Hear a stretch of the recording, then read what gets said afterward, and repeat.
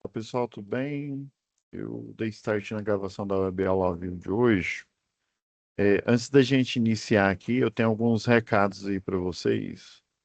Eu vou compartilhar as diretrizes do Senai em digital, tá bom? Deixa eu só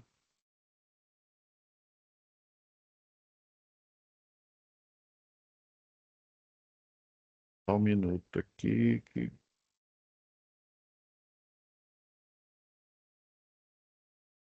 não está deixando eu compartilhar o som.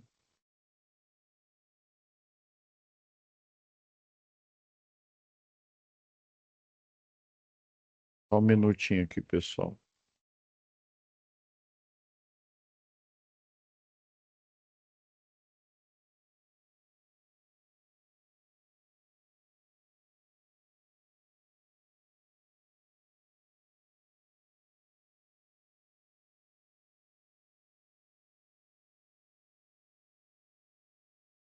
Acho que agora dá para compartilhar.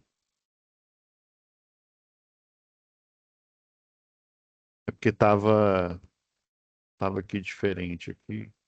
Deixa eu só procurar aqui a.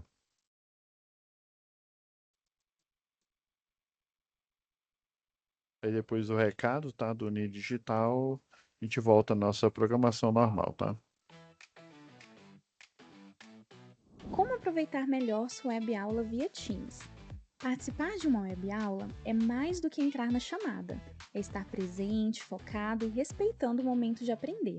Vamos às dicas? Escolha um lugar tranquilo, bem iluminado e sem barulhos. Isso ajuda você e toda a turma a manter o foco na aula. Entre na sala alguns minutos antes do horário. Assim você consegue testar a internet, o áudio e começar a aula com calma. Sempre que possível, mantenha a câmera ligada. Isso mostra envolvimento.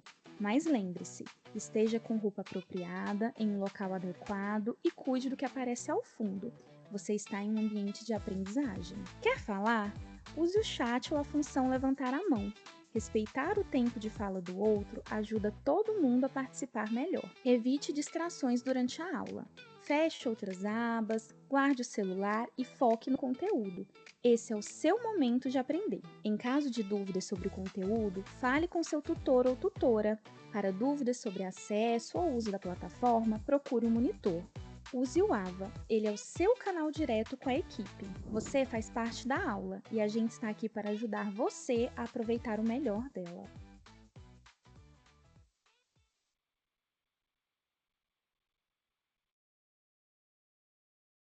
Pessoal, deixa eu só compartilhar aqui a tela com vocês.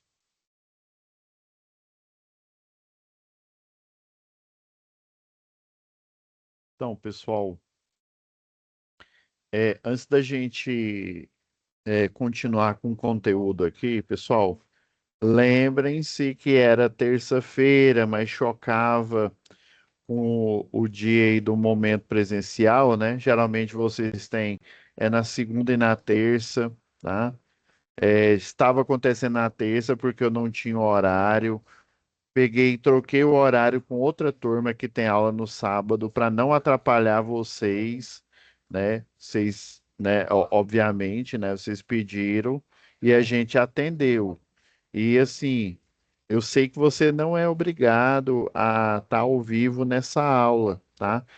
Mas se vocês pediram, né? Todos pediram, é importante. E eu fazendo as estatísticas aqui, pessoal, eu fiquei preocupado, porque nós vamos finalizar essa UC. Essa é a primeira UC do módulo específico 1. Vamos finalizar ela, ó, dia 11, né? 11/6, igual vocês estão vendo aí na tela. Então, vai mais de 3 semanas, tá? Deixa eu ver. Na prática, ó, uma, duas, três,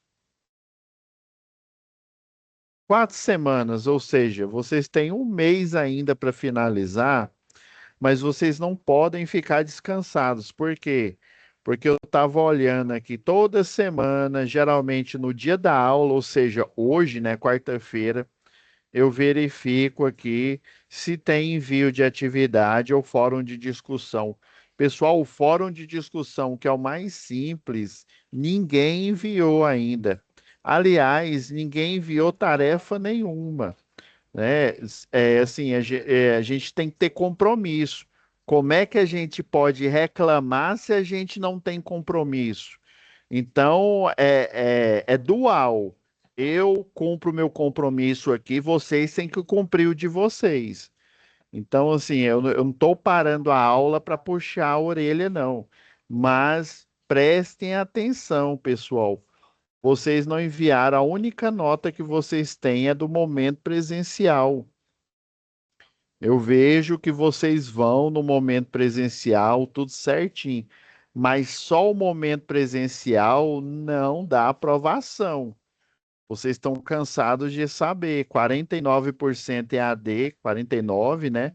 E 51 presencial. Mesmo que se vocês tirarem 10 no presencial e pelas estatísticas aqui, ó, já tem 16 lançados aqui, né? Que eu já lancei de vocês, alguns faltaram, outros, mesmo vindo, tirou um pouco a menos.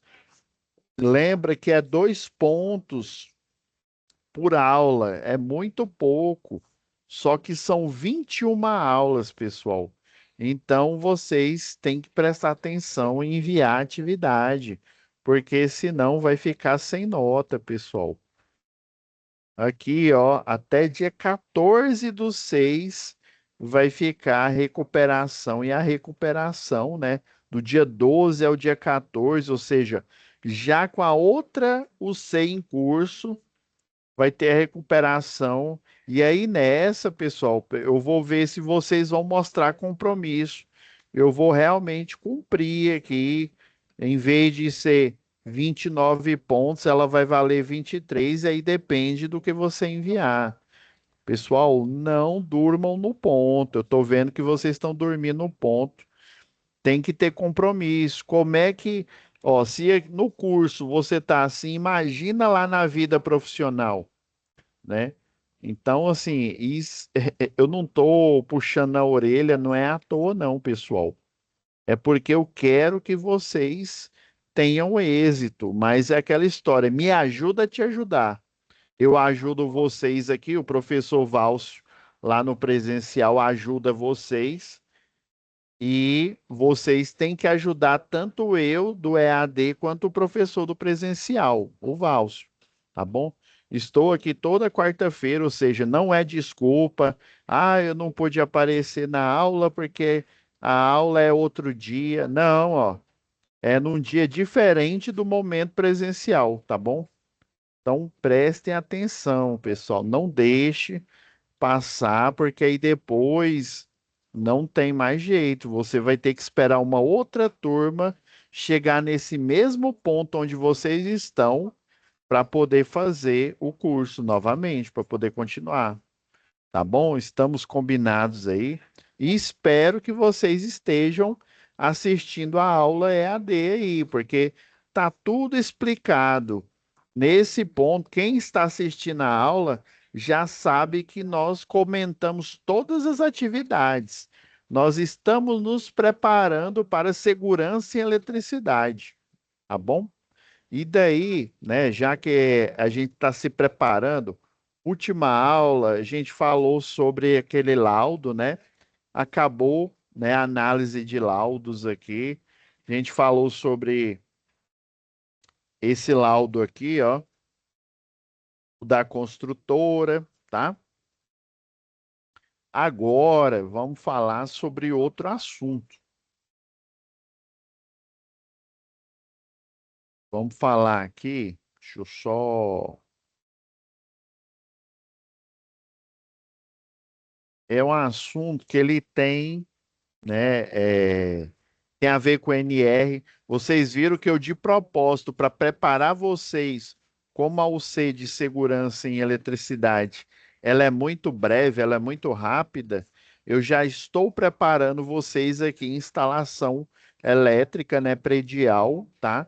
De modo que vocês tenham subsídios para poder cursar segurança e eletricidade, tá? E já pegando spoiler aqui, ó, em segurança e eletricidade, pessoal,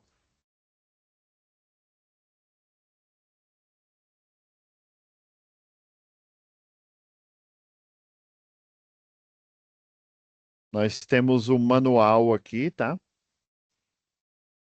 Nós temos a NR10, né? Lembra que eu falei, você acessa lá o Ministério do Trabalho e Emprego e pega a última peça aqui, né?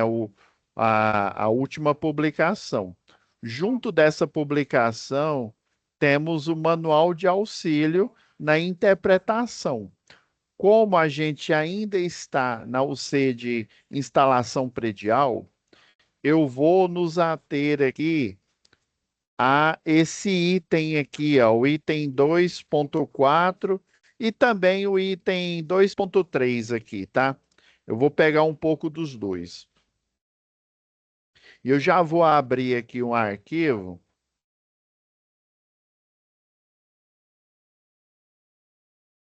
Eu vou abrir aqui um arquivo aqui do. Eu vou pegar aqui uma norma antiga.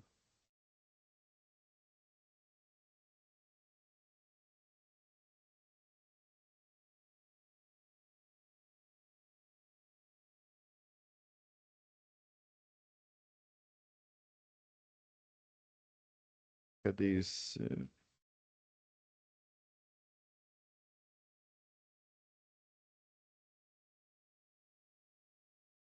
Eu tô pegando ela só por questão de referência, por quê?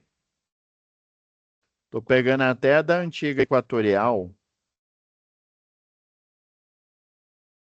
porque ela tem uma tabela aqui e na 05 da Equatorial, essa tabela não é muito bem.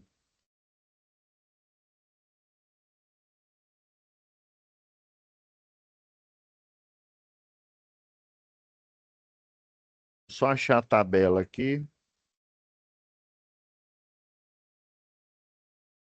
Transformador monofásico. Ah, tá aqui, ó, trifásico.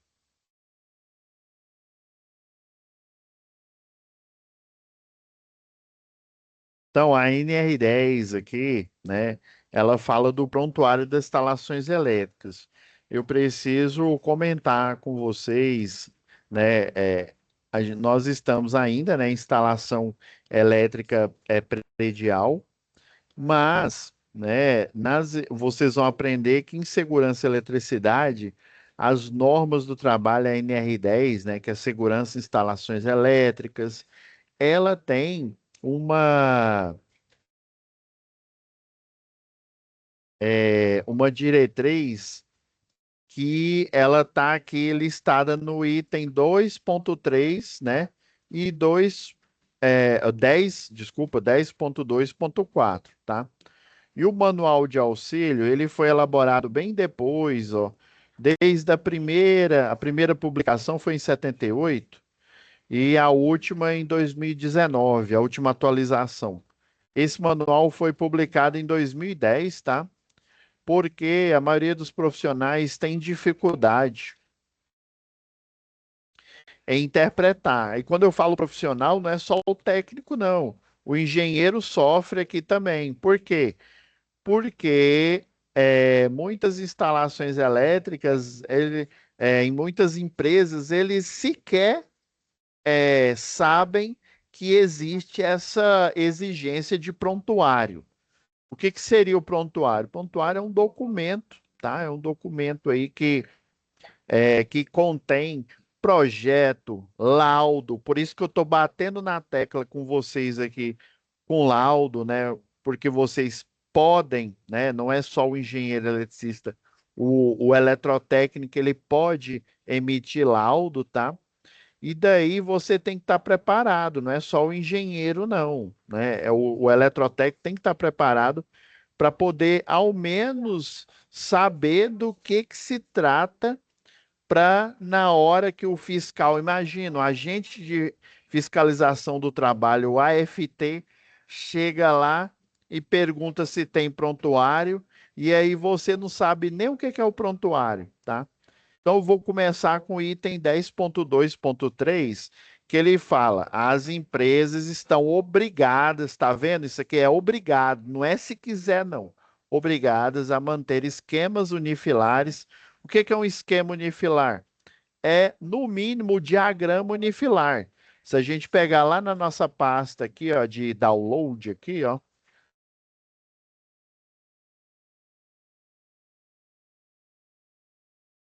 eu peguei um. Isso aqui é do programa lá do Proelétrica. Eu não consegui instalar ele aqui, que ele tem incompatibilidade pela versão dele, o AutoCAD que eu tenho aqui.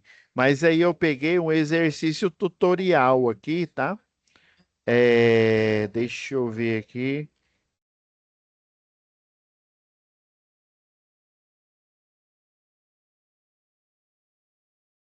Esperar ela carregar aqui o AutoCAD.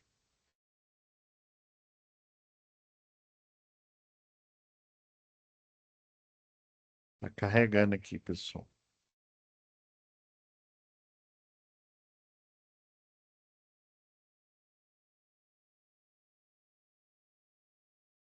Bom, não era esse não, mas deixa eu achar aqui.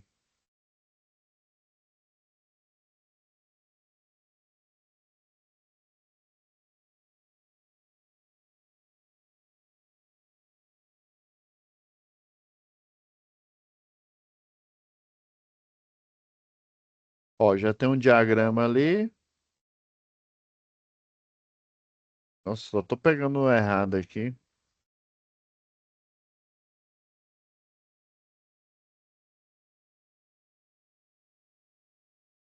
Ah, aqui. Ah, era no demonstração.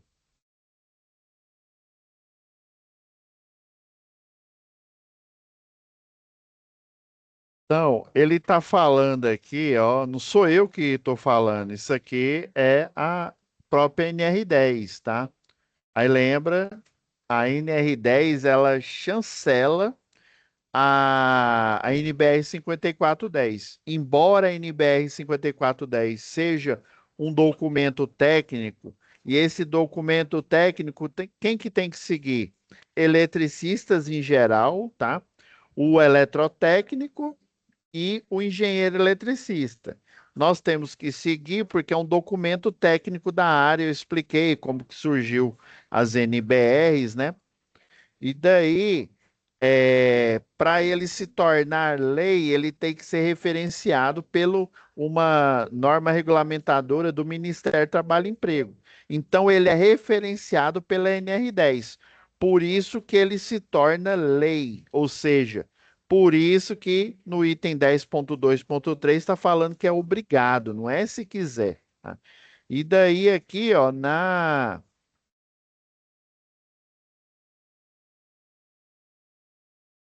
no próprio documento do Ministério do Trabalho e Emprego aqui, ó, fala, né?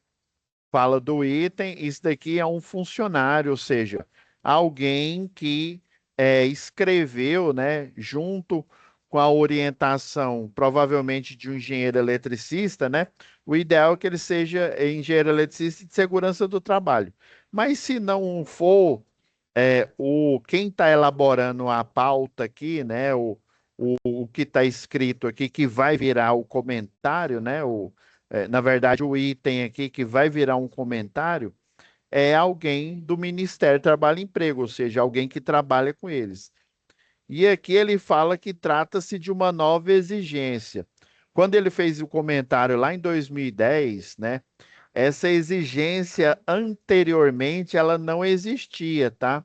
Então, ele está falando que toda empresa tem que ter pelo menos o diagrama unifilar. Se ela não tiver pelo menos o diagrama unifilar, você não sabe da onde que a instalação está vindo, para onde que ela vai, né? Como assim, da onde que ela está vindo? Ela está vindo do ramal de entrada. Aqui, ó, tem especificação, ó. É dois condutores de 16 milímetros aqui, tá? Mais terra, É, aqui é bifásico, então deveria ser 3 aqui. Então aqui é porque está errado, tá? Então, três condutores, né? Neutro e as duas fases, ele é bifásico. E o terra, que é a cordoária de terra, que no caso, ela pode ser, inclusive, dependendo, tem uma tabela que, se eu não me engano, até 25 milímetros, o condutor ele tem que ser do tamanho, o neutro, e o terra tem que ser de mesma bitola, tá? Então é isso que ele está falando. Tem que ter pelo menos o diagrama unifilar, porque o eletricista, o eletrotécnico, o engenheiro, o eletricista, ele não é adivinho, tá? Você, só por ter o diploma, você não é adivinho se não tem um projeto, se não tem um documento falando, olha, isso aqui é um diagrama unifilar da empresa fulana de tal, mostrando a entrada, mostrando as proteções aqui, a quantidade de cargas, né? Chuveiro, ó, esse chuveiro é bifásico, ar-condicionado aqui também. Então, isso aqui é pelo menos isso. Tem que ter. E aqui ele faz a justificativa. Ó. Ó, e pequenos estabelecimentos raramente possuem a mais elementar documentação de instalação elétrica, diagramas unifilares. As grandes organizações, quando as possuem, nem sempre as têm atualizadas, situação que impede ou dificulta o acesso imprescindível, consulta pelos trabalhadores para avaliar suas características, adequação ou funcionamento ou ainda para realizar reparos e atualizações, tá?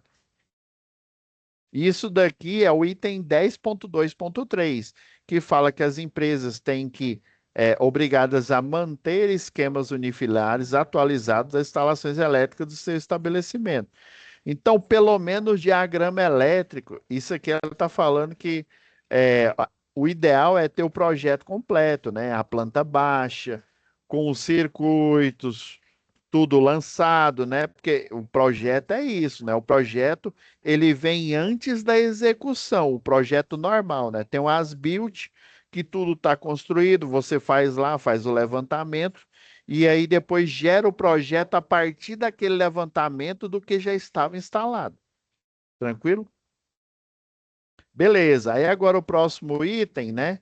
É aquela história. Ele está falando que grandes estabelecimentos. O que que seria um grande estabelecimento? O que que seria uma grande empresa, né?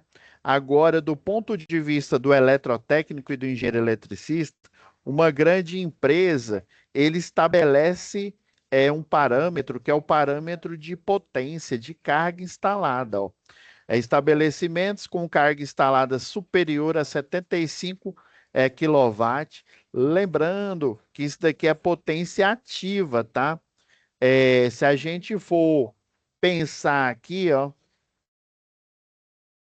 na potência aparente, lembra que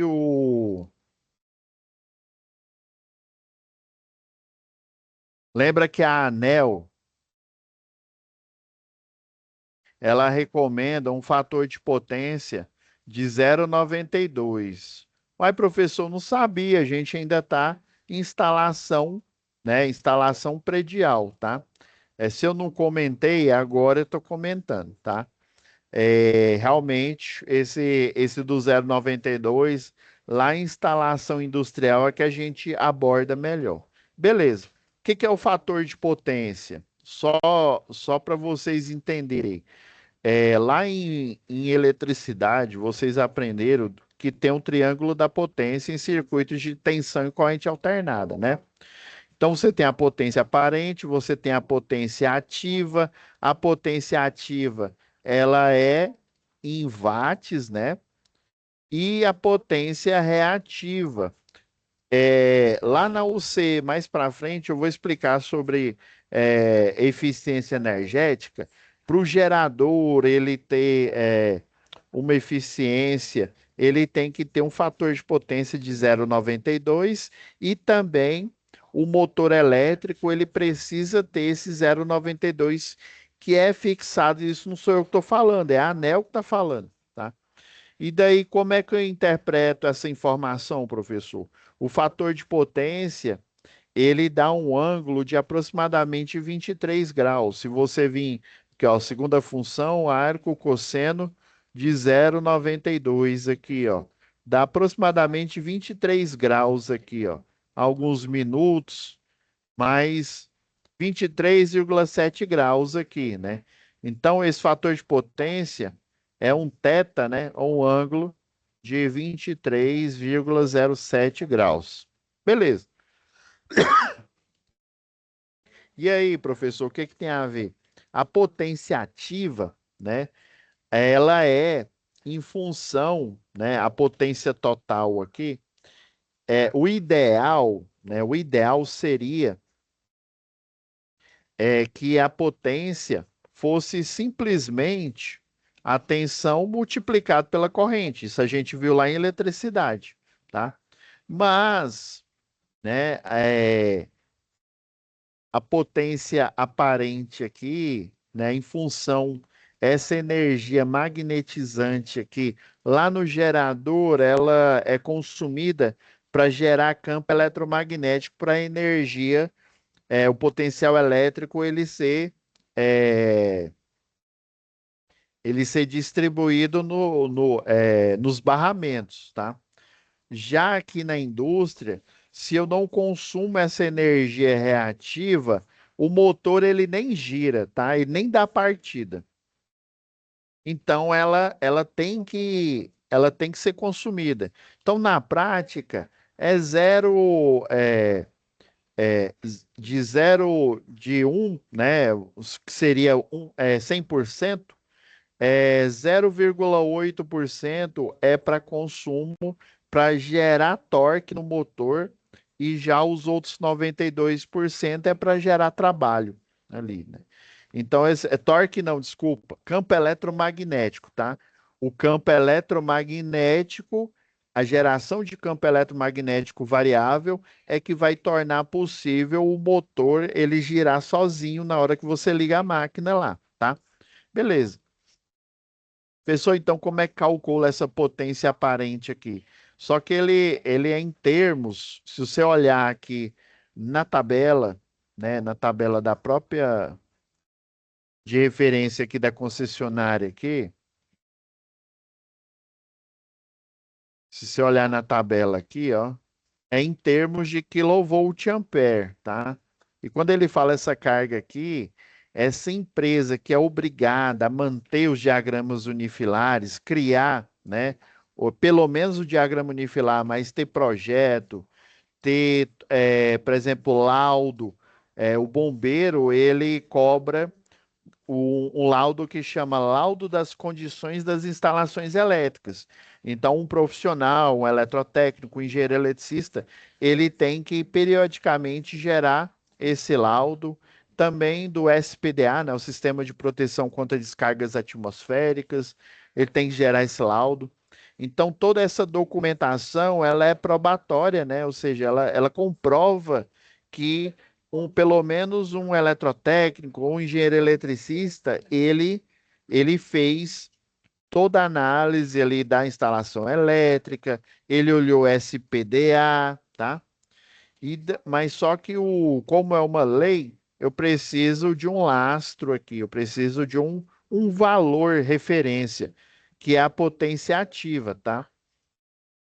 E aí a potência aparente aqui, ó, se você, né, se você for observar aqui, ó, a ativa a gente já tem, o P, né? O P a gente já tem que o P não, é o P mesmo, em quilowatt, que é 75.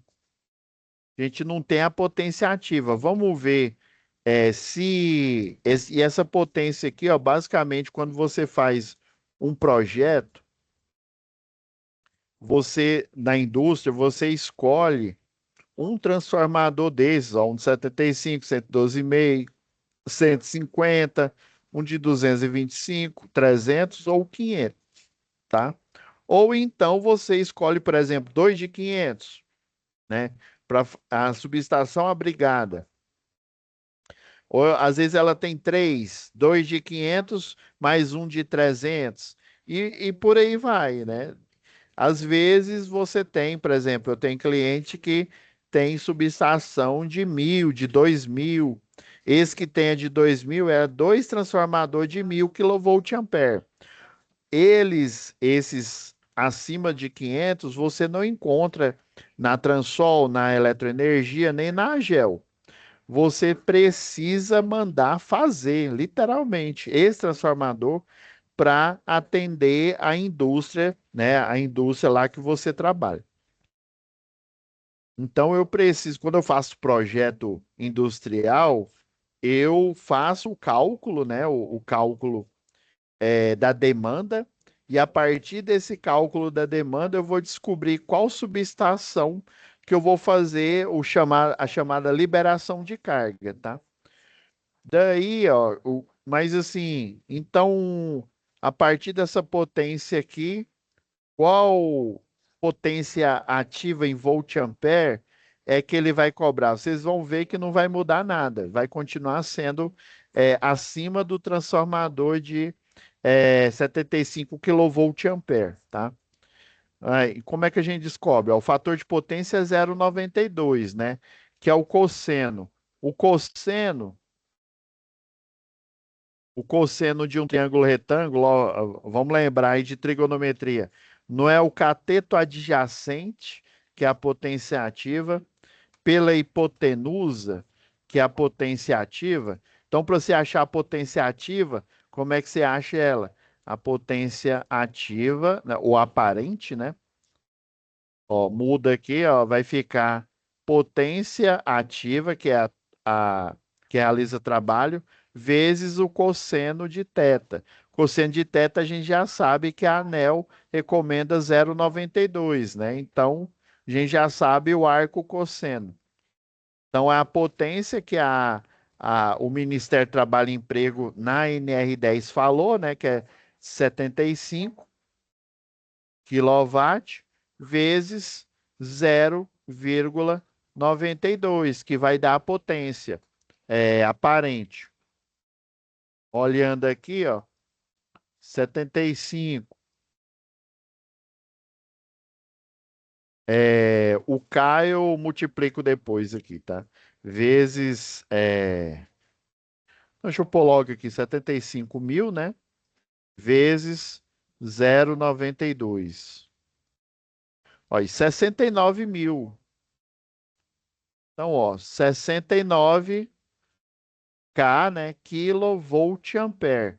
Então, essa é a potência aparente, em conformidade com a ANEEL, né, Agência Nacional de Energia Elétrica, que é cobrada lá pelo, Ministério do Trabalho e Emprego, tá? Entendi, professor. Então quer dizer que essa exigência, que, ó, aí falando, né, que na época, lá em 2010, era novo, né? Trata-se de uma nova exigência e tal, ó.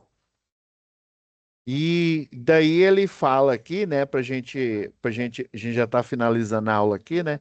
Ele fala aqui que tem que ter pelo menos o diagrama unifilar, porque como é que você vai, né, por exemplo, um eletricista, um eletrotécnico, um engenheiro, como é que ele vai dar manutenção se ele não sabe nem qual que é a entrada? O projeto, ele é uma indicação, pessoal, uma indicação do que tem na instalação elétrica, tá? Ele é uma indicação aqui clara do que há na instalação elétrica e a partir do que eu sei que tem na instalação elétrica, eu posso fazer uma adição, colocar uma máquina nova, colocar uma cortadora a plasma, colocar, sei lá, um compressor e por aí vai, o que necessitar lá. Mas só que eu não posso simplesmente adicionar essa máquina e ligar e cruzar os dedos, e esperar que Nossa Senhora das Instalações Elétricas não vai deixar aquela instalação explodir, tá? Eu preciso olhar no projeto eu preciso olhar as especificações da máquina e comparar. Olha, essa máquina aqui, ela vai extrapolar a potência do projeto. Como é que eu sei que eu estou com um projeto na mão? E é por isso que o Ministério do Trabalho e Emprego, na forma da NR10, ele faz essa exigência, tá?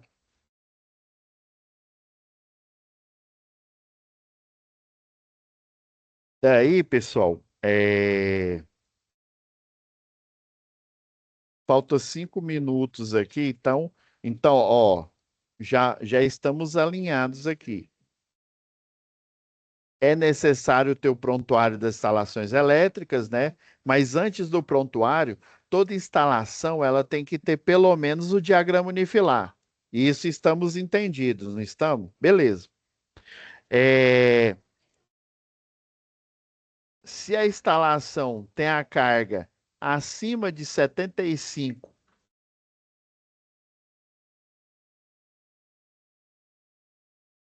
kVA, né? Que na prática, né? Seguindo o padrão de 0,92 da ANEEL, né? Vai dar 69 kVA. Então, quer dizer que essa cobrança, ela só é feita a partir de, e está falando que é superior a 75. Lembra lá em matemática? 9 é maior, em equações, lembra? 9 é maior que 10, por exemplo. Isso aqui é o quê? É verdade, é uma afirmação verdadeira, tá? Eu poderia dizer que 9 é maior ou igual a 10. Opa, né? Não, ele é maior, ele é menor. Ok, eu errei aqui, não errei? Cê- Vocês têm sorte que meu colega está aqui do lado, aqui, ó. Como vocês não apareceram na aula aí, ó, vocês têm sorte. Sorte que ele está do lado aqui, ó. É o princípio do terceiro excluído, né? Toda sentença, ela só pode ser verdade ou falsidade, né? Ela só pode ser verdadeira ou é falsa. Não existe um terceiro valor lógico. Lembra lá quando vocês fizeram é, o primeiro grau lá em conjuntos, equações lineares, equação afim, né, que é a equação de primeiro grau, equação de segundo grau, tá?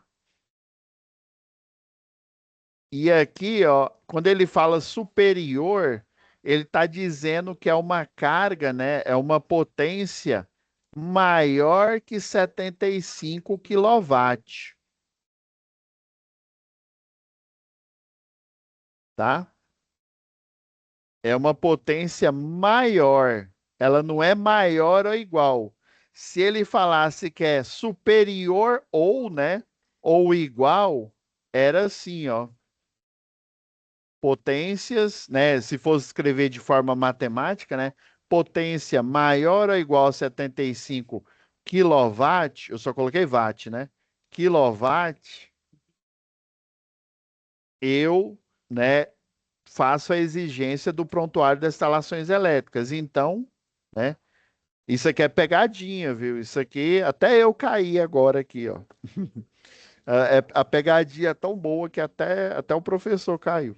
Então, ó, se o estabelecimento, ou seja, a indústria, tiver o transformador de 112,5 ou maior, essa exigência o Ministério do Trabalho e Emprego vai fazer, tá? Infelizmente, se ele tiver um transformador de 75 ou menor, essa exigência, né, não é que você não deveria ter projeto, não deveria ter diagrama, porque igual eu falei, ninguém é adivinho, né? Um médico, por exemplo, o cara é cardiologista, especialista, mas ele precisa o quê? Ele precisa de um ecodoppler para saber como é que o ecodoppler lá do coração, né? Para saber como é que está a situação do seu coração, se tem placa de ateroma. Ele precisa de vários exames para ele fazer a anamnese. E o eletricista, o eletrotécnico, o engenheiro é do mesmo jeito. Ele precisa do diagrama unifilar para falar, né, para ele o que eu tenho de potência, se eu estou em conformidade com as exigências do Ministério do Trabalho e Emprego, né, em conformidade com o NR10, beleza? Então é isso, pessoal. Vou parando a gravação aqui, tá? Não se esqueçam, por favor, tá, pessoal? Não percam o, o horário aí, os envios. Eu sei que falta praticamente um mês para finalizar aí essa UC, mas vocês ainda não enviaram as atividades, tá? Vocês só estão indo no momento presencial e não estão acompanhando o EAD, tá? Depois fica difícil. Por exemplo, a recuperação, ela só é possível se você tiver nota, né? Se você tiver uma nota, se eu não me engano, acima de 40, você pode fazer recuperação. Se você tiver abaixo disso, você nem direito à recuperação você não tem, tá? Então, prestem atenção, beleza? Muito obrigado. Fiquem com Deus e até a próxima aula ao vivo. Tchau, tchau, pessoal.